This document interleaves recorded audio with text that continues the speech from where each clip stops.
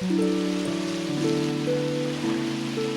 first Endless Ocean was a hidden classic for the Wii. It was a perfect game for a kid to play, with its easy-to-use controls and fun open gameplay. Now that the sequel is out, I can say that this title is just as great as the original, if not better. Now let's start off by talking about the story. You play as a person hired by a grandfather and granddaughter diving operation. The main plot revolves around finding treasure that has to do with the Song of the Dragons legend. The story is easy to understand, and kids will find it interesting enough to keep at it. In the original Endless Ocean, it really lets you explore without any real consequences. In fact, the original title, I never even came close to running out of air. Unlike this game, which will limit your dives to how much air you have. Normally in the beginning that's about 10 minutes, but you'll lose more air the more you panic when you're interacting with some of the animals, or just through normal use. As you go on missions, you can earn money that will upgrade your air tanks, or just change up the way your diving suit looks. Plus it also rewards you for exploring more by giving you a better ranking in the water and letting you dive longer. Now instead of everything happening on the boat and selecting what you want to do from there, this time you have an island to explore. It serves as the main hub this time around. However, you really don't have to use the island, as everything is accessible through a very convenient menu system. It was quick and easy, and that was much appreciated. Most of the stuff you could do from the original game is here. Befriending dolphins, taking pictures, or cataloging the fish that you find on your dives. There are plenty of fish to catalog in this one. They'll be scattered throughout the places that you dive. Unlike the first game, which had a huge area to dive in, this time you go from different locations all around the globe. These locations are broken down normally to a good-sized diving spot, with caves and a secret area to find and explore. Gone is the music from the first game. Here's an example of some of the music you get to listen to while you're diving.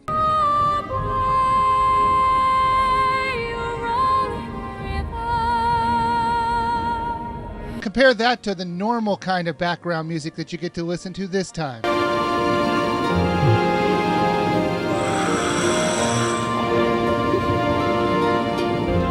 And I never thought I'd say this, but I kind of miss it, as whenever I was playing the original game, it made me feel calm and relaxed. I'm not saying that the music is totally gone. It's not as in your face as the first game. And for those of you who like diving with your own MP3s, even if it was just the same song over and over again, sorry, it's been taken out of this version. This game is not as relaxed as the first one, because this time they won't let you pet the great whites. They give you a pulse gun this time around to keep the more dangerous animals at bay. You can also feed the fish, or help them if they look injured. However, the main purpose of them being there is to learn about them. So whenever you see them, click on them and add them to your encyclopedia. Then you can pull up a fact sheet on them. Then you'll learn a few interesting things about them. Now this game will let you play with a second player online, and it even lets you use WeSpeak with it. However, since I didn't have anybody to play it with, I couldn't test this, so I don't know how good or bad the frame rate would get on this part. The story will take you about 7 to 9 hours depending on how quickly you can find the items that they have you searching for. But if you're the kind of person who loves exploring, there are hours and hours and hours of gameplay for you, as there will always be a hidden area in these locations to explore. Endless Ocean 2 Blue World is a worthy successor to the original title. It took everything we liked in the first title and expanded on it. I loved the first one, and I love this one just as much. So this one is an easy recommendation, and you should buy it now.